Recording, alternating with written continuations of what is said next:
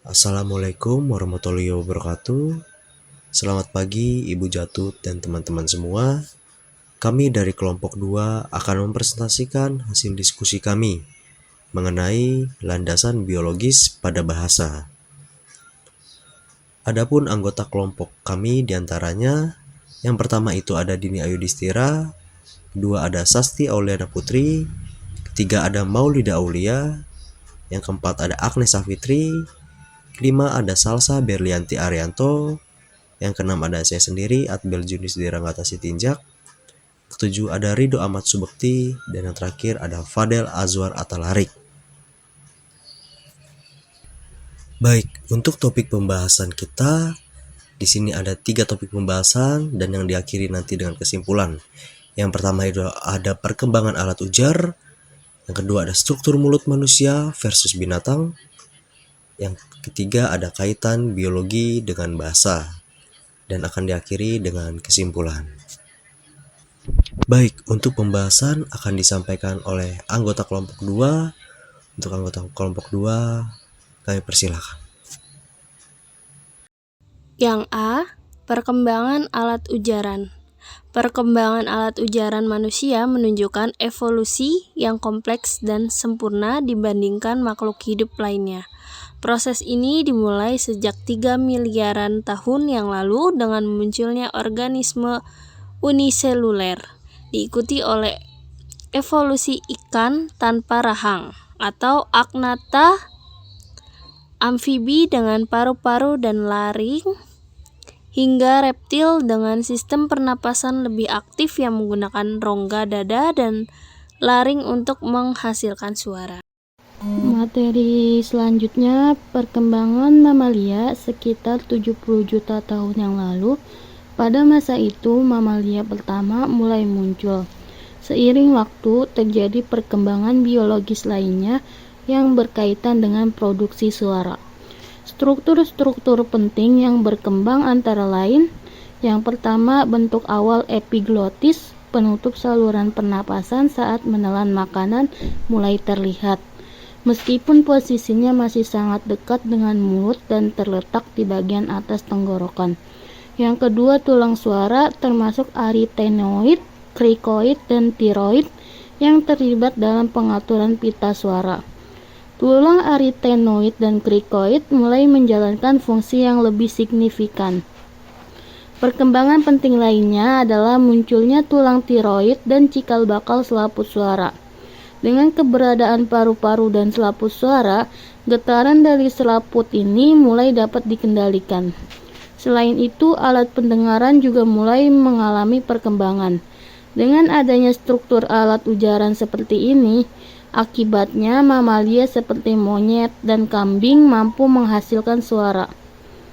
Perubahan biologis lain terjadi pada perkembangan otot-otot wajah. Munculnya gigi serta meningkatnya posisi laring yang memungkinkan makhluk hidup untuk bernapas saat mengonsumsi makanan dan minuman. Yang kedua, perkembangan terbaru berfokus pada primata manusia.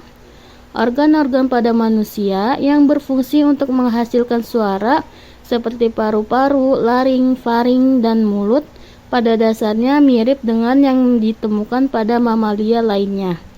Namun pada manusia, organ-organ ini telah mengalami perkembangan yang lebih maju. Contohnya, laring manusia cenderung lebih besar dibandingkan dengan laring primata lainnya. Desain mulut dan berbagai jenis lidah pun menunjukkan perbedaan.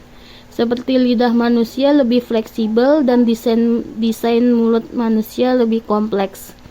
Hal ini memungkinkan manusia lebih banyak menghasilkan suara untuk berkomunikasi. Namun perbedaan yang jauh lebih signifikan antara manusia dan hewan terletak pada struktur serta organisasi otak mereka. Selanjutnya saya kembalikan kepada moderator. Perbedaan struktur mulut manusia dan binatang. Pada simpanse, lidah mempunyai ukuran yang tipis dan panjang, tetapi semuanya ada dalam rongga mulut. Bentuk tersebut cocok sebagai alat non-vokal seperti meraba, menjilat, dan menelan mangsa. Rasio lidah dengan ukuran mulut juga sempit, sehingga tidak banyak ruang untuk menggerakkan lidah ke atas, ke bawah, ke depan, dan ke belakang. Ruang gerak yang sangat terbatas tidak memungkinkan binatang untuk memodifikasi arus udara menjadi bunyi yang berbeda-beda dan distintif. Laring pada simpanse terletak dekat dengan jalur udara ke hidung, sehingga waktu bernafas laring tadi terdorong ke atas dan menutup lubang udara yang ke hidung. Bentuk gigi pada simpanse merupakan deretan yang terputus-putus, ukuran panjangnya tidak sama, dan letaknya miring ke depan. Bibir pada binatang juga tidak fleksibel, sehingga tidak dapat diatur untuk dipertemukan atau dilencengkan untuk menghasilkan bunyi atau suara yang berbeda.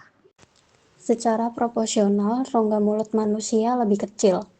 Ukuran ini membuat manusia dapat lebih mudah mengaturnya. Lidah manusia lebih tebal daripada lidah binatang dan menjorok sedikit ke tenggorokan, memungkinkan untuk digerakkan secara fleksibel sehingga bisa dinaikkan, diturunkan, dimajukan, dimundurkan, atau diratakan di tengah. Posisi yang bermacam-macam ini menghasilkan bunyi vokal yang bermacam-macam pula. Belum lagi kontak antara lidah dengan titik artikulasi tertentu akan menghasilkan bunyi konsonan yang berbeda-beda. Selanjutnya ada gambar skema pohon perkembangan makhluk hidup menurut Lambert pada tahun 1964 halaman 70, yang dimana gambar ini menunjukkan skema pohon evolusi makhluk hidup yang berhubungan dengan manusia, mulai dari nenek moyang primata sampai munculnya manusia modern. Yang di bagian paling bawah dari skema pohon ini terdapat Diopithecine, yang merupakan kelompok primata purba yang diyakini sebagai nenek moyang bersama dari semua kera besar dan manusia. Kemudian dari Diopithecine muncul dua cabang utama. Yang pertama cabang ke kiri menuju gibbons atau oa, yang artinya mereka lebih dulu berpisah dari garis keturunan manusia. Kemudian cabang tengah berkembang menjadi pongine yang meliputi orang utan. Ini menunjukkan bahwa orang utan berkerabat lebih dekat dengan manusia daripada gibbon. Kemudian cabang berikutnya mengarah ke kelompok gorila, simpanse, dan akhirnya hominidae atau keluarga manusia. Dari hominidae terbentuk dua kelompok penting, yaitu ancient race atau ras manusia purba seperti Australopithecus dan modern race atau ras manusia modern seperti kita sekarang. Kesimpulan dari gambar sebelumnya adalah di mana terlihat bahwa primata yang paling serupa dengan manusia adalah gorila dan simpanse. Kita dapat merasakan kemiripan ini jika kita mengunjungi kebun binatang dan mengamati perilaku hewan-hewan tersebut. Bagaimana mereka mengkonsumsi kacang, cara mereka mengupas pisang, cara mereka mencari kutu, serta beberapa tingkah laku lainnya. Perbedaan utama di antara mereka terletak pada kemampuan untuk berkomunikasi menggunakan bahasa.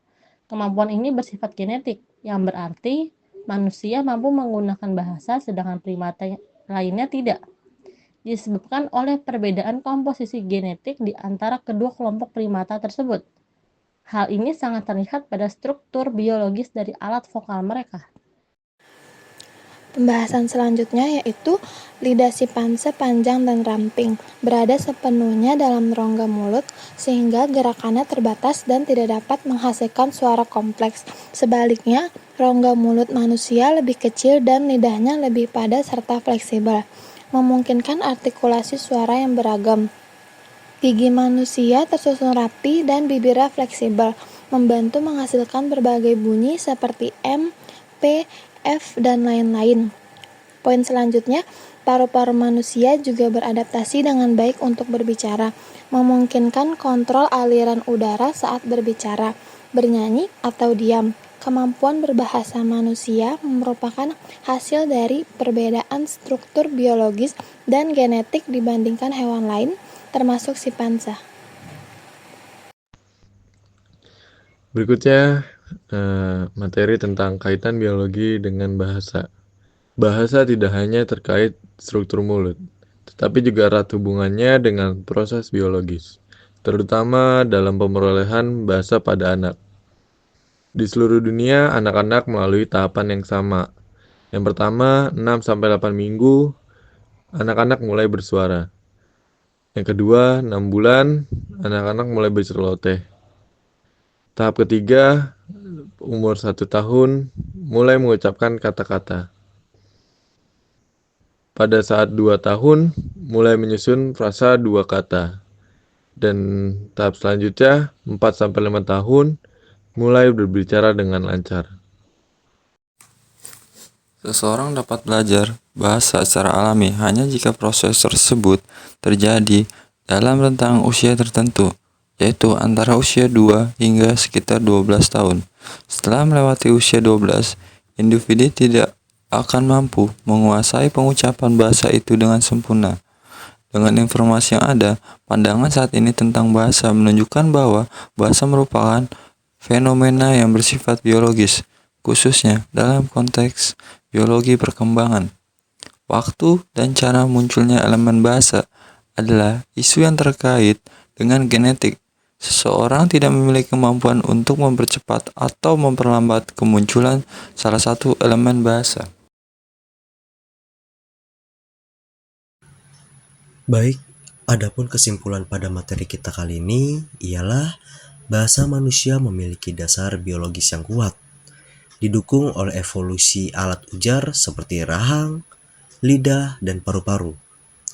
Struktur mulut serta fleksibilitas lidah memungkinkan manusia untuk menghasilkan suara kompleks. Kemampuan berbahasa juga dipengaruhi oleh faktor neurologis dan genetik yang membedakan manusia dari primata lain. Pemerolehan bahasa mengikuti tahapan alami dalam rentan usia tertentu, menunjukkan bahwa bahasa adalah hasil dari evolusi biologis, bukan sekedar fenomena sosial. Sekian dari kelompok kami.